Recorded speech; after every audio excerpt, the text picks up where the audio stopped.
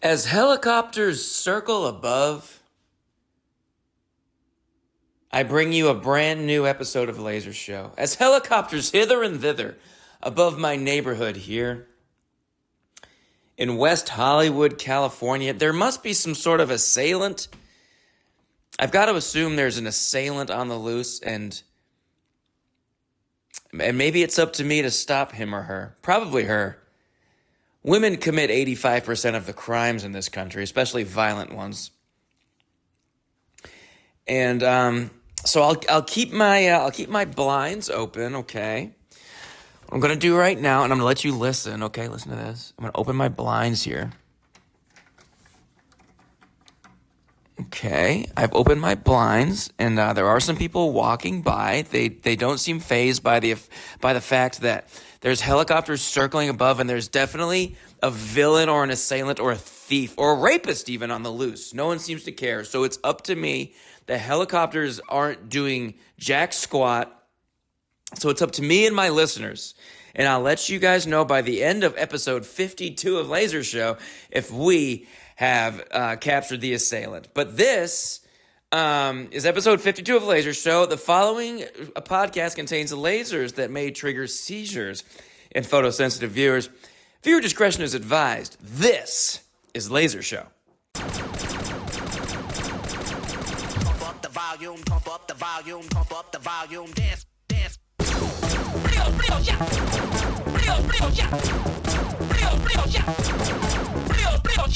Welcome in to another edition of the Locked On Panthers podcast, a part of the Locked On Podcast Network. I'm your host, as always, Julian Council, talking Carolina Panthers with you every Monday, Tuesday, Wednesday, Thursday, and yes, of course, Friday. Your team every day. That's our motto here on the Locked On Podcast Network. This episode of Locked On Panthers is brought to you by our friends at FanDuel. Sign up with promo code Locked On, and $5 gets you up to $150 cash back if your first bet wins. That is FanDuel.com, promo code Locked On. Just kidding. This is Laser Show. That is the intro to Locked On Panthers. It's the same thing every day for years and years, and thus I've really memorized it. But this is episode 52 of Laser Show. I am your host, Gucci Greatness, the Fabergé Fiend, Dr. Drip, Guac Daddy, 3-time Employee of the Week, 1-time Employee of the Month, inaugural at both, and second alderman of the 3rd Ward of Cass County, Missouri, Ryan O'Flanagan. Coming to you live. I just got back from a little run of shows. Thought I'd tell you guys about my little run of shows. Can you believe my 2000 Volvo S70 with 206,000 miles on it, which isn't really that much for a 26-year-old car. I mean, the car's older than me. I'm 23 years old, and I'm about like 6'2", 6'3", and I'm very tan, and I have a lot of money. And the car is even older than me, if you can believe it. I mean, this car remembers 9/11, or at least it was around when 9/11 happened. I can't even imagine that. I'm 23 and I'm strong and tall, but I just got back from a little run of shows up in NorCal, Bay Area. They were Don't Tell comedy shows. Now, if you guys aren't familiar with Don't Tell Comedy is a company, an organization, a collective, a business. It's comedy shows, pop-up comedy shows that actually started by a buddy of mine, Kyle, who's not only the founder of Don't Tell Comedy, but also a really good kickball pitcher. We were on a kickball team together, and he can throw fucking curveballs with a kickball. He put spin on it. I've never seen anything like it. Honestly, I had no idea it was remotely possible to do this if you weren't some sort of Chinese. But this guy, Kyle, now he's Armenian, I have to assume, from his last name, but he could whip this kickball. So I was on a kickball team a few years ago. Bunch of comics. we sucked.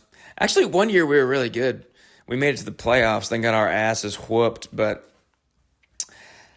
I really was not that helpful, which is crazy because I'm 23 years old. I'm like 6'3", like super athletic, strong, good, smooth legs, and I contributed almost nothing offensively to the kickball team. I popped up a lot. I would just pop up a lot. I was great at fielding. Anyway, but Kyle was our pitcher, and Kyle could hold the ball with both hands, this kickball. Most pitchers, they just hold the ball with one hand and just let it rip, you know? Kyle, he was like that Asian ping ponger in Marty Supreme. He is gentle and spin with it. He's not trying to rock your world. Holy shit. That was a genuine cough. That must have been a fucking fruit fly. Here's the thing. I've been gone for 5 days. Come back. I've been doing so much work on these goddamn fruit flies, man. It has been pandemonium in here. The cavalry has arrived. I took out the trash. What am I supposed to do? Let me know. I'm pouring boiling water down the kitchen sink. Man, I gotta show you guys a picture of my kitchen sink. I actually just washed it earlier tonight, and it looks fucking awesome. Yeah, about once a year I'll wash my kitchen sink, and it's not just gray sludge.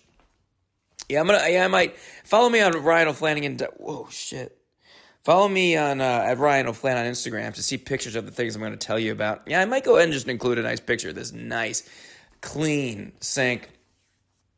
But anyway, Kyle would hold the ball with two hands and spin it, whoosh, like that, and the ball would go it was a full arc. It would go all the way to the side and then slide its way back in and into like the strike zone, and it would really fuck people up when they were trying to kick it. They would kick it and it would go foul, and it was really hard to get a nice meaty kick on the thing. But in the kicker's defense, I was kicking the ball for my team, and it was just a straight pitch, and I also couldn't kick I just kind of sucked at kickball offensively.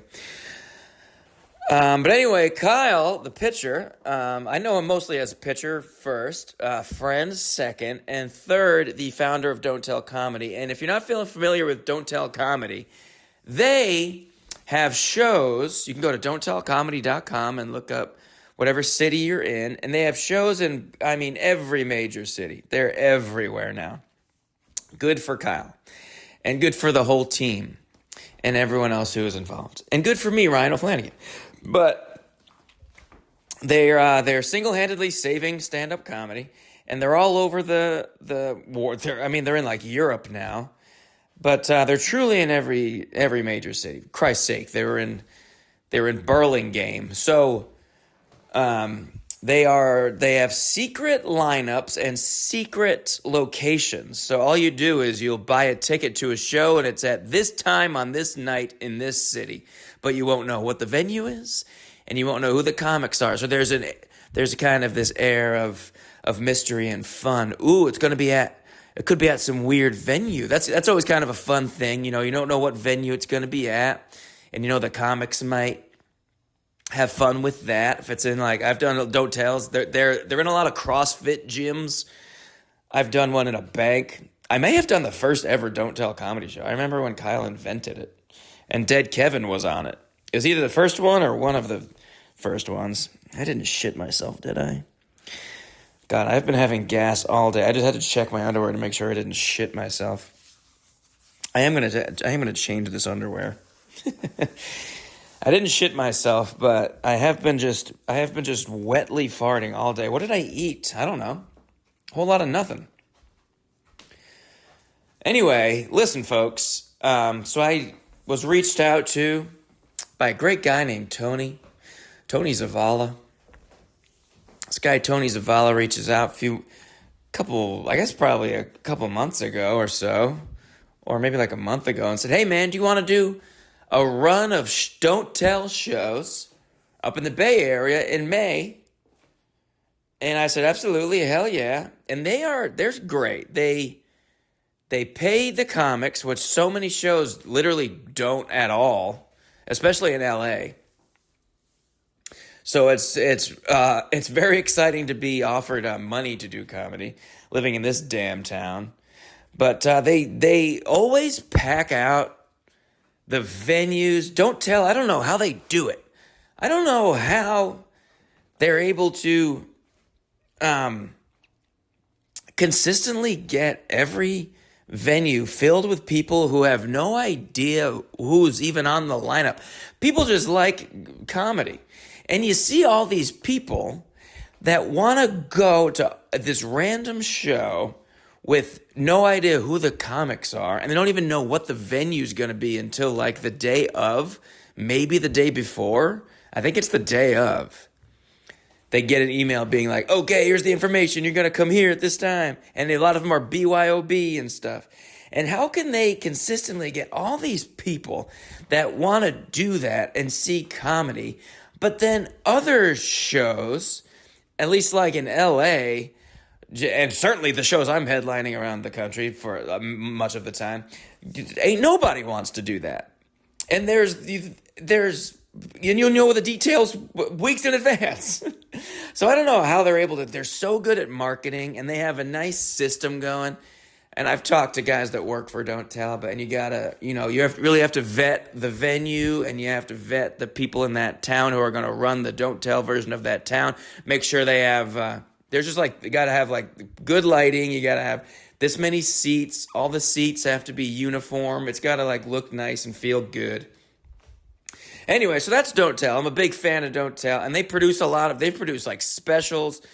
I have a couple Don't Tell comedy clips online if you want to YouTube. If you just YouTube Ryan O'Flanagan stand-up, like you'll see a few Don't Tell things up there. My camels joke that I posted recently, that was a Don't Tell show. So sometimes they'll film it and make it look good.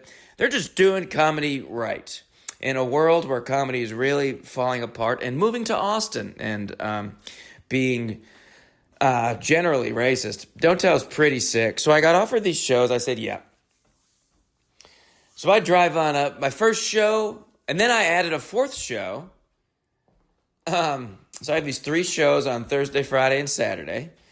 And then Don't Tell Sacramento reached out to me and said, hey, you want to tack on a Sacramento on this Wednesday? And it pays less. It pays less. But we'll put you up in a hotel, and you're already going to be up in NorCal. God, you're already going to be up there anyway, so come on through. I said, okay. Love Sacramento. I really like Sacramento. City of Trees, they call it.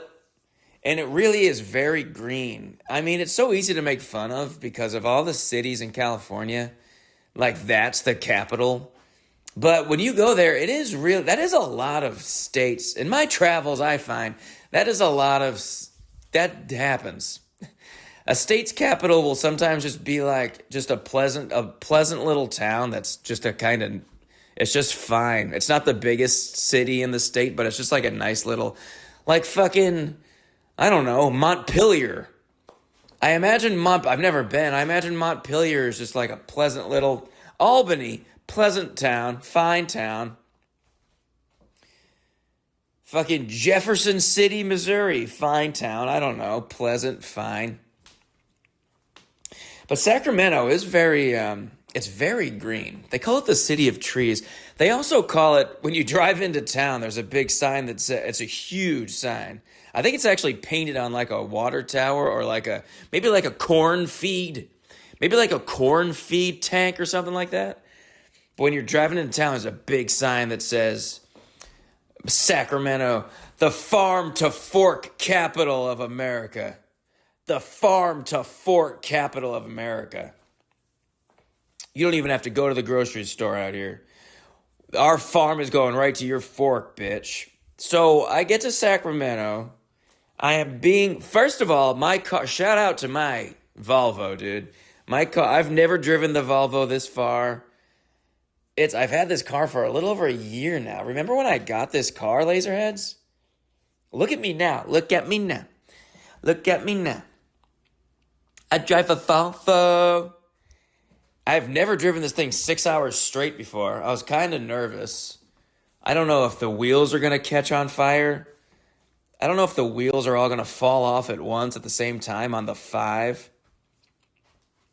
Then I'm stuck in fucking Bakersfield with Nick's parents. But shout out to my Volvo that made it all the way to Sacramento, and it only took $90 to fill up my gas tank. Yep, gas is pretty expensive here in California, and thus I spent $90. I have a big-ass tank in this Volvo. I also have a big ass. And but it was $90 to fill up my tank. But I made it to Sacktown, and they're putting me up, talking to the guy who's running Don't Tell Sacramento, right? And the show is in a bookstore. And that's okay. That's cool, I guess. There's certainly worse venues, but they're putting me up in this hotel. I forget what it's called. But I get there, I get to town. It's like 2 p.m. maybe. And it's not a hotel at all. It's like a manor. You know what I mean? It's like a building, like a house. It's a manor. And me personally, I prefer a hotel. A manor is like fun. It's interesting. It's something different. It's definitely more unique of a living situation than a hotel. But there's usually just like more spiders. And there were certainly more spiders. And I get to this manor. And it's a manor that I reckon they have a lot of weddings there. There's like the manor, and then there's a side building next to it. And that's like I guess like an event space. And I park my car and I go up to the event space and I'm fucking trying to open the door and I'm looking through the window and it's just a big open, the entire building is one big room. I go, oh, this looks like a reception hall. Wow, this is where I'm sleeping? Am I to sleep in the middle of the floor here? And then I realized that the manor was the building next to it. So I went over to the manor and the door's locked. I have to ring a doorbell. I ring a doorbell like it's a creepy old manor, like where Casper lived. Or didn't live, if you will. And it goes, bah! And this guy comes to the door. And this guy, bless his heart, man, he shouldn't really be running a manor. I don't know how else to describe this guy other than he's just like, he's certainly not what I was expecting to like run a manor. He's not creepy at all. If he was creepy, I would think that would make more sense for like running a manor. This guy was just like super like awkward and weird. And, missing some teeth a little bit.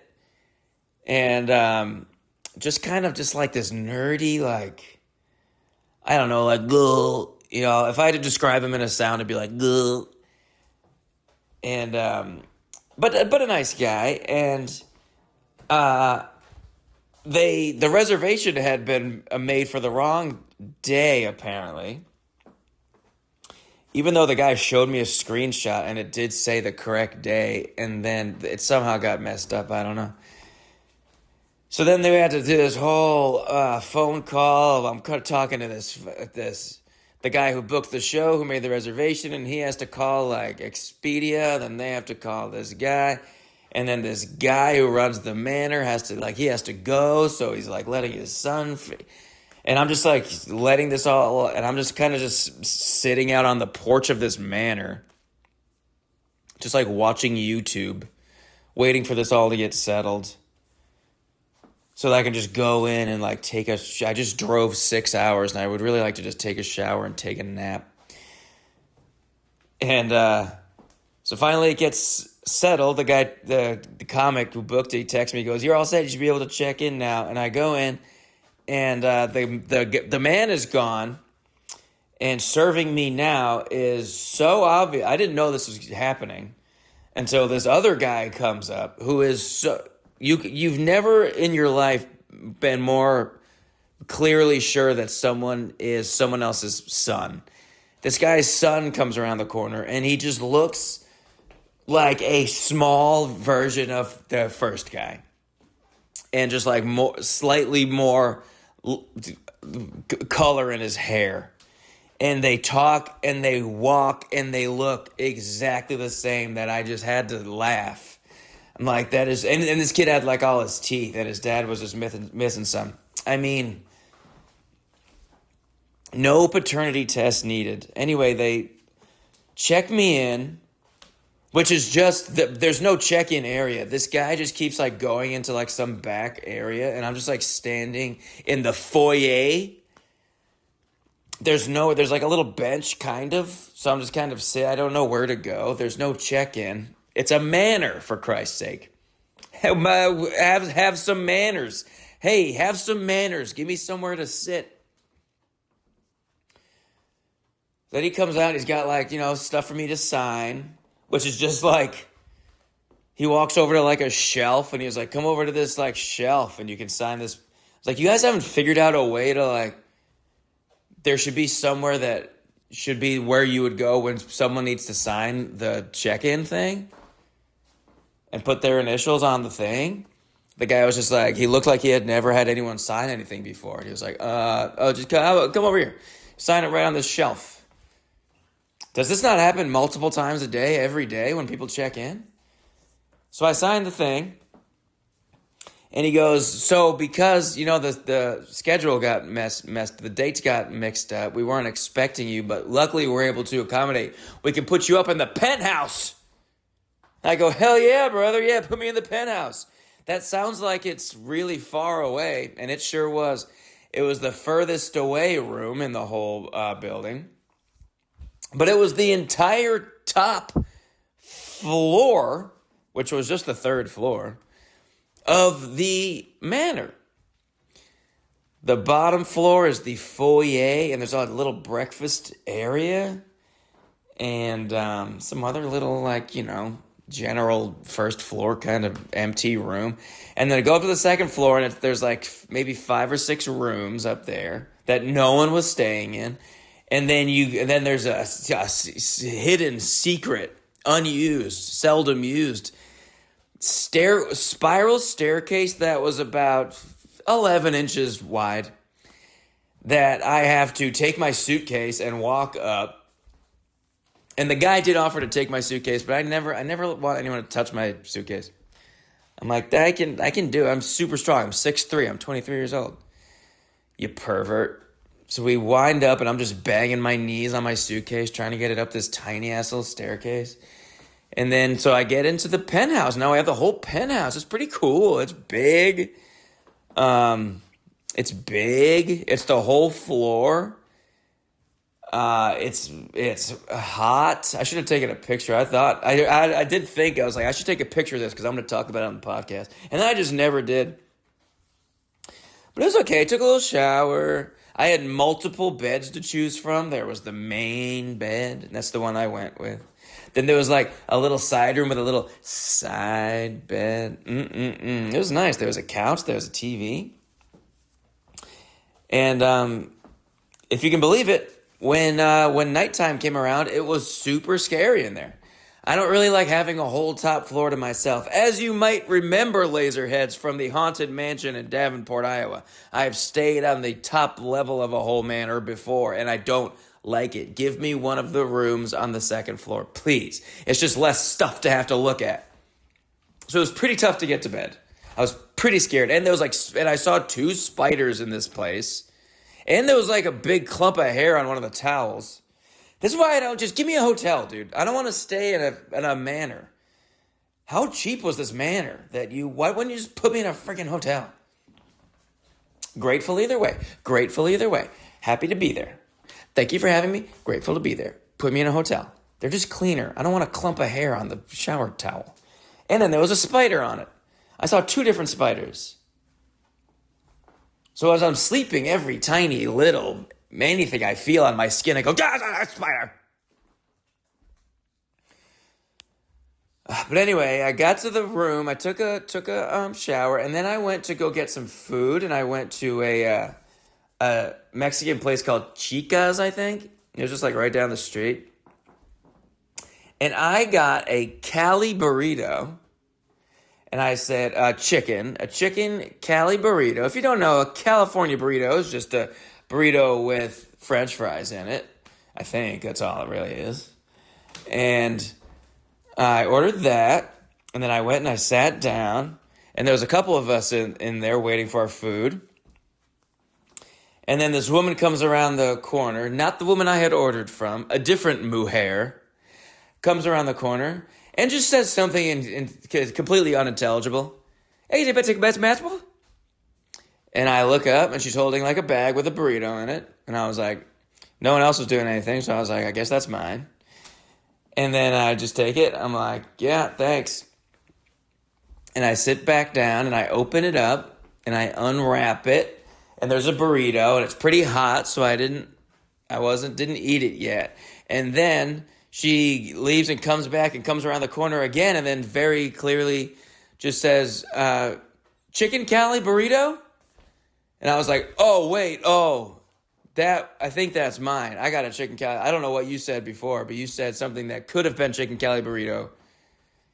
And then this poor guy next to me was like, I think that's mine.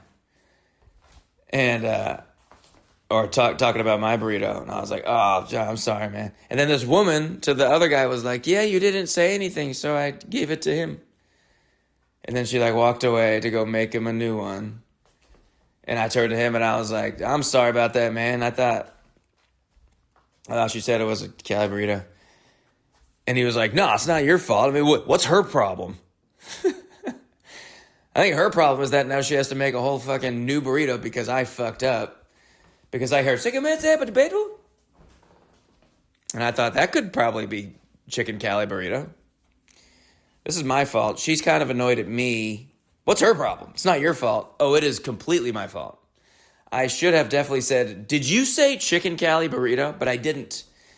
I trusted my instincts. My instinctuos de español, and they failed me. But anyway, then I went to the show. Let's see if I have any funny notes or anything that I put down. Tour notes.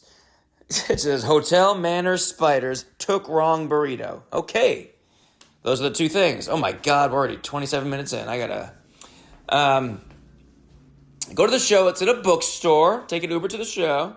In a bookstore. Great show. Don't Tell just rocks it out my ass. They just packed out a great show. And it was a really good venue. It's called East Village Bookstore in Sacramento. And they do comedy shows there sometimes. Don't Tell. Check it out if you're in the area. It was pretty fun. These people loved books. I try to before my shows, usually I like to just hang out in my hotel or manor and just try to think of some stuff I can talk about up top. Just some kind of local stuff or stuff about the venue or just anything to not just launch into my material.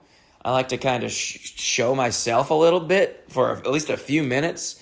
And so I was I thought, okay, we're in a bookstore. I'm going to come up and kind of just talk about how I'm not like a book guy, which I actually kind of am, but I think it's more for my brand if I'm not.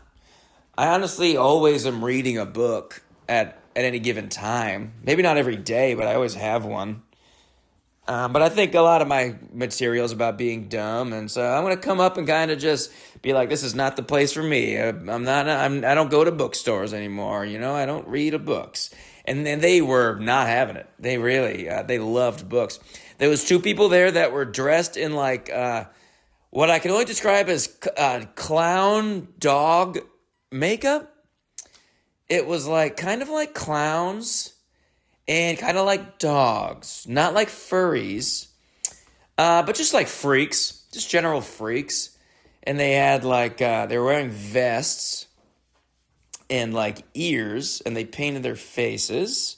Maybe not ears, but they painted their faces as dog clowns. And I think they had little fingerless gloves and vests, and they were dressed exactly the same.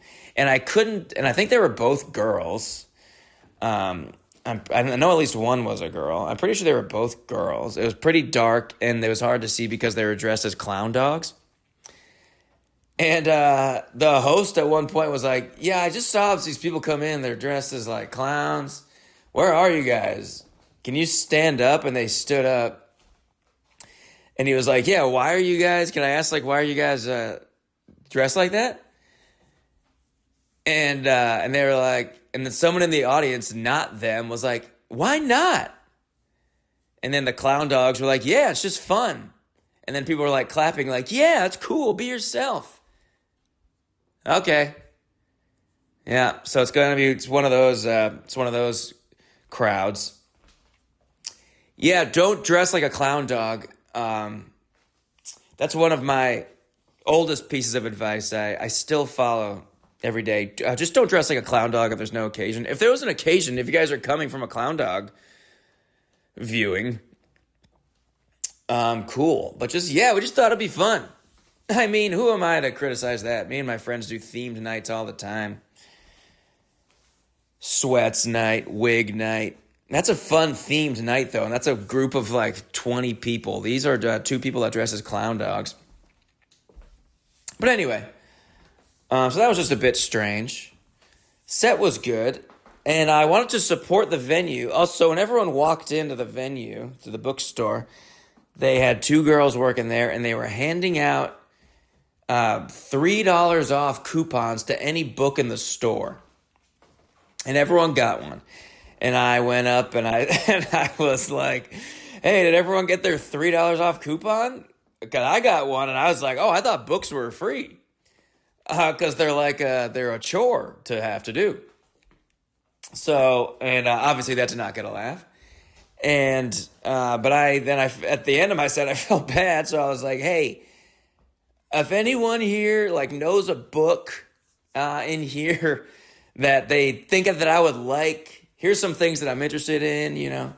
If anyone knows a book that they think I would like, recommend it to me. I'm going to use my $3 coupon and I'm going to buy a book. And if you can support this venue and, you know, as a thank you for them having us, you use a $3 coupon and buy a book after the show if you can, you know. And a lot of people did end up hanging out after and buying books, which is cool. But so this girl, Katie, I believe her name was, comes up and is like, I think you'd like this book, and gives me a book. I have it. It's called Replaceable You, Adventures in Human Anatomy by Mary Roach. Honestly, it looks pretty tight. But it's just a regular sized book. And then another girl that I was talking to at that time was like, oh my God, I was going to recommend that one too. So I was like, oh shit, that's a great review. This must be a really good book. I'm going to go buy it. And I take my $3 coupon. So I figure if I'm getting $3 off a book, this book is probably going to be $1.11. It's a book. And I went to the counter and I bought it and I said, they chose a book the people chose a book for me. And they said, okay, let me ring you up here. And with your $3 coupon, this book is now $25. $25 for a book that I didn't even want. And I'm sorry. I went on Amazon because I had to know. I went on Amazon, found the book, same exact book, hardcover, same exact book, $14.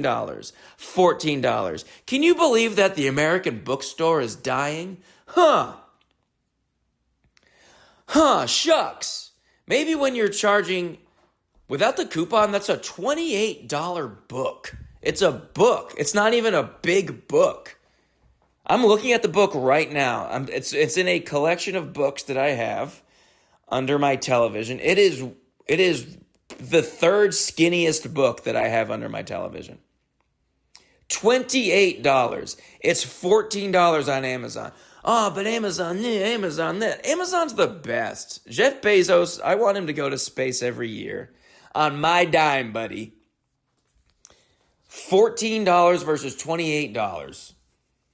So, look, bookstores are cool. I like when they host comedy shows. If bookstores just hosted comedy shows, I think that might be the best way to save them, because if I went to a bookstore to buy a book and it was $28, I'm going to say, yeah, I'm going to go on my phone and order it from Amazon. It'll be at my step in 2 hours, and I'll pay half the price. Sorry, consumerism, capitalism, it rules. Get with the times. Bookstores. But the show was good. And then afterwards, I went to no one wanted to be my friend. And afterwards, I went to a bar by the manor by myself to try to get food. And I was so hungry. That's also the thing about the manor. There's no vending machines in the manor. I was so hungry. I go to this place called the Round Corner to get food, and it was fucking rat shit as hell, dude. There was a guy I thought I was going to get shot. Sacktown can be a little... Ugh. Oh, that's another thing, too. I mentioned that during the show, hey, the farm to fork capital of America, and everyone fucking hated that. Oh, my God. I was like, oh, shit, I'm sorry. Everyone was like, oh. Then one girl was like, city of trees. We say city of trees. I was like, God damn, what was the problem with farm to fork? What? I know it's not something that you actually say. That's like what I was joking about, but why did it offend people so much? I was like, fuck, is that like a Republican thing? Yikes. Anyway, but the set went well. Once we got past that, I hated their culture and their industry. We got past it, and they laughed at my jokes. I did pretty well. I got one of my favorite compliments of my career after the show. Another comic named Benton. He comes up to me and he goes, I hate comedy, but I loved that. Which could be taken a couple of ways, I suppose. In some ways, saying what I did was not comedy, if you can read it that way. But no, what he was saying was just what I feel. Whenever I see a set that I like, I go, whoa. It's been a while since I've seen a set that I enjoyed, because I too hate comedy. Happy Netflix is a Joke Comedy Festival week, everyone. It's going great. Anyway, I was at this bar and they were playing like Korean women's golf, and I'm watching these hot Korean women and their hot asses, and they're like in college. It was awesome, and they were playing golf, and that was just on the TV, and the surprisingly expensive food menu, so I just bailed on that. I was like, whatever, I'll just go to bed hungry. So I was just like on my phone, drank a couple beers, and then went back to the manor. The next day, I got a text from my friend Rachel, and I'm in a Golf Now commercial right now, by the way. If some of you may have seen it. It plays during some stuff. It's a non-union commercial. Every time it airs, I don't get paid. I'm losing money every time it airs. But it's cool. It's me, and there's a gopher, and there's another guy, Rob. It airs during like a lot of sports and golf and stuff like that. And I'm clean shaven in it, and I look fucking awful. But Rachel texts me and goes, holy crap, I just saw you in like a Golf Now commercial. And I'm in a hotel in somewhere, watching trash TV, and you came up in this commercial, and I was like, "Oh, that's funny. Yeah, I'm doing well on like the trash TV channel or something like that." And I forget what I said. Some reference to I'm doing well on trash TV. And she goes, "Yeah, it was like a Korean women's golf tournament," and I was like, "Dude, I was watching that by myself at a bar, and I must have been on my phone and not looking at the TV when my fucking commercial came on." I wouldn't have said anything. I would have gotten a pool stick broken over my head, but it would have been cool to get a picture of it. Anyway, the following day I go to Santa Rosa, California. It's about maybe 2 hours away. Santa Rosa, freaking love that town. Beautiful town. And they're putting me up in a resort called the Flamingo Resort and Spa. And I don't stay in a whole lot of resorts and spas. Oh, first I went to the bank. So I get to town. I got some time to kill. I went to the bank to get quarters. And Bank of America. Because I was like, I need some quarters. for when I get back to LA. I got to do some laundry. And so I was like, oh, let's get my quarters now. And then I'll just have these quarters for the whole rest of the trip. So I get to go to the bank, and this woman, the teller, is getting me the quarters. And she was like, do you want this out of your checking account or your savings account? And do you want that all in quarters? And then she like has the quarters in her hands. And she's like, I just have one more question. Before I give you these quarters. Do you have any children in your household?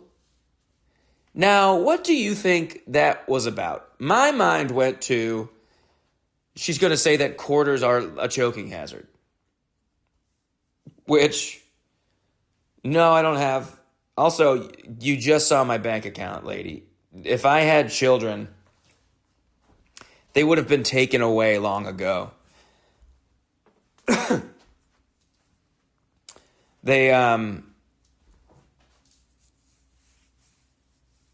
And she refused to give me the quarter. It looks like she was holding them close to her body, and looking at me like, "Do you have children?" I said, "No, I don't have children, ma'am. I'm withdrawing $50 in quarters 3 days before I need them." This was on Thursday. I don't get to LA until Sunday. I'm just getting quarters now, just in case I forget. No, I don't have children. I don't even have in-unit laundry, ma'am. But I thought that was very interesting. But so she was like, because we're starting a new program where you can have a child. If you have a child, you can set up their first little tiny bank account, and then we can help them like learn how to manage their money. I go, cool. I said, oh no, I can't even manage my own. And dude, this got such a laugh. It got such a laugh from the two ladies. Almost too much of a laugh, if I can be honest. They laughed like two ladies who had my bank account up on their screen when I made that joke. Then I went to Mendocino Farms and got a phenomenal steak sandwich. And then I went to the Flamingo Resort and Spa. So I'm staying in the resort and spa. And I guess I don't know what a resort and spa is. It's really just, it was just like a hotel. It's like nice. They have like 3 different like restaurants, and they have a super nice pool. And it's really cool. They put me up there. And I'm performing in just this like, it's like it's like bar. They have like music, dance nights, club nights, and they have comedy every Thursday, I guess. And honestly, a couple of the comics at the bookstore the night before had told me, "Oh, have you done that show at the Flamingo? Yeah, ooh, it can be pretty rough." I go, "Oh crap!"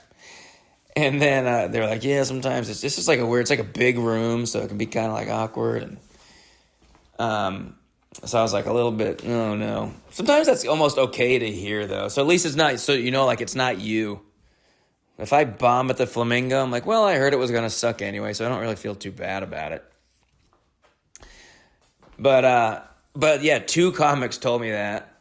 And then I went to the Flamingo, and I meet all the comics for that show. It's like a different group of comics every night for this run of shows. And I'm talking to this one guy, and I'm just trying to make conversation. I'm talking to these 2 guys, right? And I was trying to make conversation. I thought, hey, this will be like a nice bonding thing between comics. I was like, yeah, man, I was talking to some of the comics last night, and they told me that this show could be pretty rough. And he was like, what?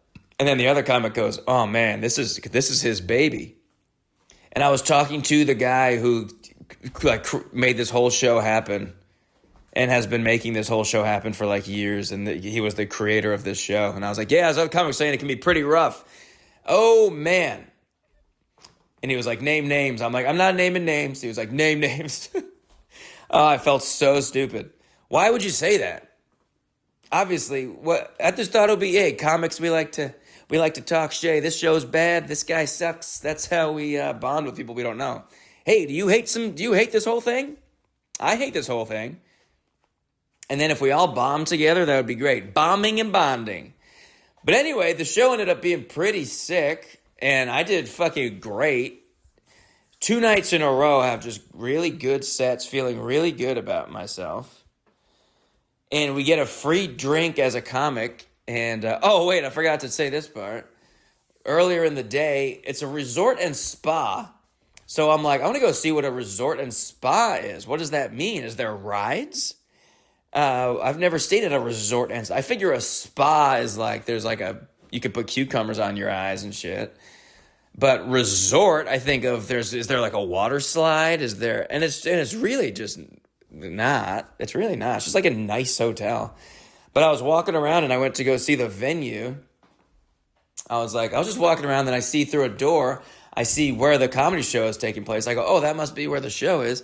I see like a dark room with a stage and some lights. So I walk in and I pop my head. I walk in like one step. And then this woman comes in behind me. She goes, excuse me. And I turn around, whoa, and she's carrying this ice. She's the bartender carrying 2 big things of ice. She goes, we're not open yet. And I was like, okay, sorry. How clearly do I not belong at a resort and spa? I left my room and tried to walk around and immediately got yelled at. And I ended up bonding with that bartender. I told her, hey, that was me who you yelled at earlier. She's like, I'm sorry I yelled at you. And I said, no, I'm sorry. I came in.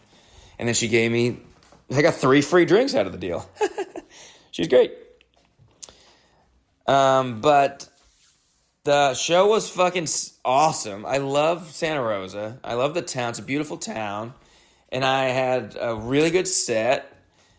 And probably the best of the night, which is what you want as a headliner. Anything other than the best set of the night kind of sucks. So the shows that aren't always that good sometimes are like those are usually my favorite shows. If everyone else is doing like okay, and then I come up and I do like a little bit better than everyone, that's the dream. I'll take a 3 out of 10 set as long as all the other comics have a 2 out of 10 set. But unfortunately, then my friend Patrick was in town, and he and I are buds, and we like to get hammered, and boy, howdy, did we get fucking hammered after the show. We went to our nice bar, our Santa Rosa bar where we go to when we're in town. And then, God help us, he came back to my hotel room at the fucking Flamingo Resort and Spa, and we just kept drinking IPAs till 5 a.m, and then he had to sleep in my fucking room because I had 2 beds. Kind of really ruined me getting a nice resort and spa. But anyway, I always love seeing you, Patty boy. And you do snore, by the way. I was like, yeah, man, you can crash here if you want. And he was like, are you sure? And I was like, I mean, do you snore? And he was like, I don't know. I've been single for so long. No one's been able to tell me if I do snore. And I was like, all right. Well, good night. And then, hey, buddy, within 15 seconds, you were snoring. It was insane. It was honestly medically concerning how fast you started snoring after we had like stopped laughing at whatever the last joke of the night was. And then I woke up and I'm getting ready to go to fucking whatever the next place is, Burlingame. And he was like, you're starting your day? It was so genuine. You're starting the day? Yeah, bro. I'm going to go to Burlingame, which is San Francisco Airport. It's cool, right on the water. Another sick hotel they put me in. But I drive down dude, Bay Area traffic can kiss my grits. With how much people shit on LA traffic. Have you seen San Francisco traffic? LA traffic ain't got nothing on San Francisco traffic. It's disgusting. And it's also like at a 45-degree vertical angle a lot of the time. It's heinous. But I make it to the hotel I'm staying at, which is don't tell me. I forget. It sounded like it was going to be some shitty hotel. And then I got there and it was the most beautiful hotel I've ever seen in my life. It's one of those dumb like Regal Royal sounding titles that you're like, oh, it's going to be like a shitty like 2-star. Whatever. God damn it. Doesn't matter. But I get there and I walk in and it's fucking like this oasis. It looks like you're in Avatar. You walk into the lobby and there's trees, there's a koi pond, there's bridges over the koi pond, and there's elevators that go, you can see the elevators go up. It's one of those where you can see the elevators going up and down. It looks like you're in Avatar. It looks like you're in Futureland. I walk in like, holy piss and shit. This is beautiful. There's a koi pond with live koi. I check in. We're right by the water, so I went and I ran by the water. I was so hungover, but it was 4 Mile Friday, so I got to get my 4 miles in, and I forced myself with my pounding headache. I also can't when I go for runs in LA, I have a route that I go that's 4 miles, but when I'm out of town and I got to run 4 miles, I don't have like a Fitbit or anything. And I don't know how else to figure this out. So I just run for like as long as it usually takes me to do it in LA. So for this, I was just running back and forth along the water, back and forth for just like 45 minutes. 45 minutes. And that'll do it. And then went back, took a shower, tried to go to dinner. They have a restaurant in this super nice hotel that was... the Tap and Tavern, it was called, and I was like, okay, I'll pop in and get a little dinner before the show. The show was happening in the hotel, in the ballroom of the hotel. And so I go down to get some dinner, and I walk in, I look at the menu at the Tap and Tavern, and I walk right back out. I am not paying $28 for a sandwich. What's worse? These are two crazy $28 prices to me here. $28 for a fucking book at the bookstore and $28 for a chicken sandwich. What has happened? What has happened to our country? I walked right over to the lobby and I bought a fucking lean cuisine. An $11 lean cuisine from the lobby is what I just had for dinner. I'd rather pay $11 for a lean cuisine, which is just unfortunate, than $28 for a chicken sandwich. I got no money. I got no dough. But the show was in the ballroom, and it was there was so many people. It had to be like 150 to 200 people. And it was fucking awesome. And I had another great sound. I'm just fucking crushing this week, dude. I'm feeling good about myself. This is 3 really good shows in a row. And I was super hungover, so I was like really not feeling good. And before my set, I was just sitting like head down, kind of like shaking, so dehydrated. I was like, probably shouldn't have gone for that run after I drank 1,000 beers last night and had a fucking lean cuisine. But my friend Larry came. Shout out Larry. I know Larry listens to my podcast. Laserhead Larry came to the show, and then afterwards we went to Topgolf, and it was my first time actually participating I've seen Topgolf happen. I've walked through a Topgolf while it was happening, but I've never actually Topgolfed. And Larry and I Topgolfed for an hour.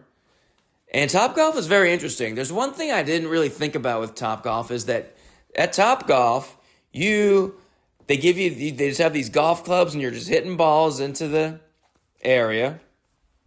And another cool thing about Topgolf is that they have food and drinks, and they're just bringing you food. You're just ordering food and drinks, and they bring me just a patty melt, which I ordered, and then you have to just eat a patty melt and then go and hit golf balls. I never put those two things together. That you're getting so much nasty grease and sauce and crumbs on your hand. They also didn't give us a single napkin. I had to go with my dirty fingers walking like the Grinch to go get napkins, and I had to get 3 like towels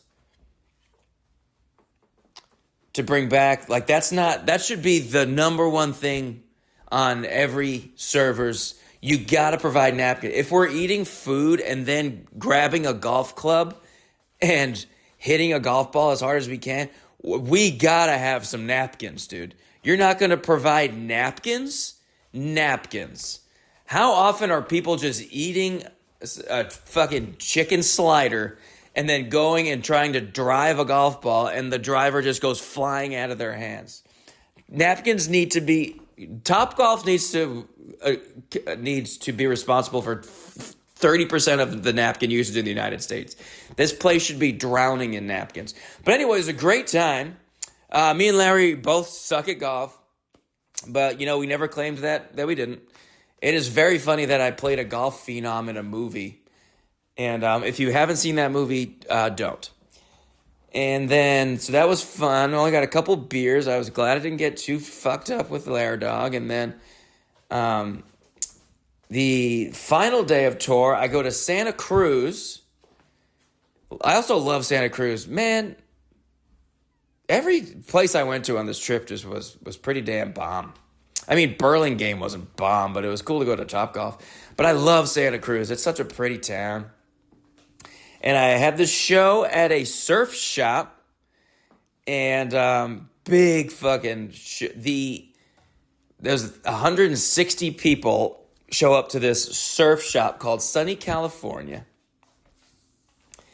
and the owner of the place, awesome guy, he at some point before the show, I learned this after. Well, first of all, I walk in and the place is so hot. It is unbelievably hot in this room. And I said that to him. I'm like, and everyone was talking about it. Everyone comes in, whoa, man, it's hot in here. Yeah, whoa, geez, wow, this is like really unbearably hot. There's just sweat dripping down all of our bodies. Everyone's talking about it. It's bad for comedy, really. You don't want the things you want if as a comedian, if you're running a comedy show, you want to be, if anything, a little bit cold. You want the seats to be like a little uncomfortable. These are things that keep people awake. It's like a casino. You want easy access to a bathroom. You don't want people to be stressed out that they have to pee. They want to be able to get up and pee whenever they want. Keep people focused and listening to the comedy. But it's unbearably hot in there. Come to find out later that the owner of the place simply forgot to turn on the air conditioning. Or he turned it off by accident when he was like doing some light switches. And he just told me that after the show. He's like, I actually realized I turned off the AC. I thought it was just hot in here because we've never had this many people in here. But turns out I actually did turn off the AC before the show. I was like, buddy, whoa. That has to have been the first thing that you checked when it was 150 degrees in here. But this show was very interesting because this was possibly the single greatest comedy show I have ever seen from the perspective of every single comic fucking destroyed. I'll say it was the best crowd I have ever seen. They were uproariously laughing at every single joke. Not a single joke the entire night. And there were, I think, 6 comics. Not a single joke the whole night did not fucking crush. Until me. I knew it was going to happen. I had a very good set. I had a pretty good set. In most situations, I definitely would not be upset about having. I think I did like pretty well. I had like a 7 out of 10 set, but I definitely had a couple jokes that just like didn't land, and then that led to the next joke. I gotta like get that one off the ground a little bit, so that one starts a little slow. So there was like a couple moments of just faltering and quietness, but that's normal. But compared to every other comic, just blowing the fucking roof off of the place. It was insane. And I knew when every comic was killing, I go, I'm just not. I know what's going to happen. I also know what jokes I'm going to do, and they're not like blow the roof off the place jokes. I'm going to go in and I'm going to do what I've been doing all week, which is I go in and I mosey around and I talk about my day and I talk about some local stuff and I talk about the surf shop and I do just kind of a little bit of hanging around, moseying around, no big punchlines. Get to know me, I'll get to know you, and then we'll get into my material. Hopefully I can find some funny things in there. and then we'll get into my material in hopefully a more natural way. So that's kind of what I did, but it was just like I had a couple little jokes that just like didn't really land. And so what sucked was just, it's probably like the worst set of the night, which sucks because it was also the best crowd I have ever seen. I mean, what an opportunity. And I had if I had gone first, I would be totally happy with it. I'm like, yeah, I had a 7 out of 10 set and then kind of warmed up the crowd, and then every other comic had a 10. But man, when everyone else does 10 and then you also do way more time, because I was headlining, so I did like half an hour. And believe you me, by the end of my set, I had got him. I was killing by the end. It was just like, it just took him a while to kind of warm up to me, which is crazy because it was 130 degrees in there. I should have just fucking come out swinging and just had a fucking killer awesome set, but I just kind of fucked around too much. But it just feel kind of, it was just like the only comic the entire night that any of my jokes didn't any jokes didn't get a laugh. I was the only one who told a single joke that didn't get a laugh the whole night. And then that was the last show of the trip. But ultimately it was a very fun show. And then went out with some friends. Oh my God, I met a Laserhead. Well, I believe I met this Laserhead last year, but I gotta give a shout out to Sarah, who is a Laserhead, and she made me this mug. 2 of my friends have been making ceramics. Sarah made me a mug, and at the bottom, there's nothing on the outside, just like classy, nice mug. You wouldn't think anything of it. And then when you look at the bottom of the mug on the inside, it says, "Made it to the Elk." Let's go. Sarah makes it to the Elk. I also want to shout out my friend Emily, who made me some pottery. Emily's been being a ceramicist. She made this nice, look, okay, it just sounds like that. She made a nice cup that is like a pretzel. I'll share pictures of that. And of course, Kyle also came to the show. I have a lot of Santa Cruz friends. Kyle brought me a hoodie from his brewery called Discretion Brewing, which I've talked about on this podcast, I do believe, and I'll share a picture of that. And then my friend Carly came, and this is how I know all these people. And so what I'm saying is you have to bring me gifts. You have to bring me gifts. Oh, Sarah also brought me banana bread, and I ate it all that night when I got home drunk. It was supposed to last a while, and I ate all 3 pieces. I was really drunk when I got back home. But anyway, shout out to all my friends. Those are my sponsors. Those of you guys are my sponsors for this episode. I don't think I have any other new sponsors. No one else gave me anything. I love a gift. Certainly if I'm like traveling and flying, definitely don't bring me anything ceramic. This worked out because I was driving, but these are really cool, and they're going to find little shelves in my apartment, that's for sure. And then that was Santa Cruz. Then we went out. Shout out Corey, who also came. I met this guy named Corey, who's a big fan, and he got to this 8 o'clock show at 6:30 to sit in the front row. His name is Corey Kirsten, and then he brought his girlfriend, whose name is Kirsten. What? And then they came out after with us, and we played darts, and we played pool, and I got absolutely fucking fucked. But then that was the final night. I really wasn't planning on getting that drunk, but then lo and behold, that's how it goes. And then you got to wake up at the Comfort Inn, and pretty solid breakfast at the Comfort Inn, but I just really did not want to have to get up that early for it. But you got to do what you got to do. And then I drive 5 hours back from Santa Cruz to LA, quarters in tow, do some laundry, and that's it. There goes the trip. It's done. So this was nice. This was a good warm up for these shows that I have coming up, which I think are going to be fucking shitty. But these don't tells were good because I'm only doing 25 to 30 minutes at each show. Okay. And they're crowds that largely don't know who I am. And they're good crowds. So it's good, get a little bit of practice, and then I'm going on this little run of shows that it looks like it's finally coming together. This Cleveland guy finally emailed me back today. He says he's going to get the ticket link up tomorrow, as of this record. I'm recording this right now on Monday night. So please, if you any laserheads are out there, for the love of God, this fucking Grand Rapids person also has not put the ticket link up. We're doing Cleveland, we're doing Canton, we're doing DeWitt, Michigan, which is right outside of Lansing, I believe. Yes. And then we're doing Cassopolis, Michigan, which is outside of nothing.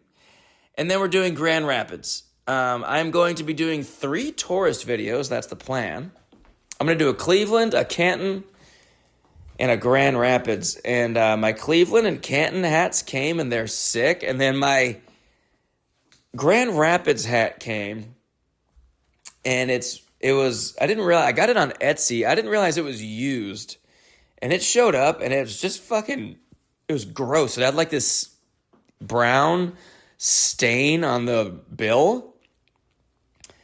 And I was like, that's gross. I don't want that to be in the video. And I sell these hats after, so I don't want to like sell like a stained hat. So I tried to wash it today when I did my laundry with my brand new quarters. And I don't know if you've ever washed a hat in the washing machine. I don't know if this is something that you just shouldn't do with hats, or if it was this hat in particular, but it is unrecognizable as a hat anymore. It is just a piece of fabric with no real shape. It looks like a squid. And so I got a new hat. I ordered a new hat. That's on the way. So anyway, if you're in any of those areas, tickets are going to be on sale pretty soon. Would love to see you out on the road. There's probably some stuff I'm forgetting, but whatever. We're over an hour. I love you guys. Great to meet those of you that I met on this past run of shows. Thank you for the support. Thanks for being laserheads. And let me know if you made it to the Elk. Post in the comments if you done made it to the Elk. And as always, pump up the volume and dance. Pump up the volume, pump up the volume, pump up the volume, dance, dance. Real, real, yeah. Real, real, yeah. Real, real, yeah.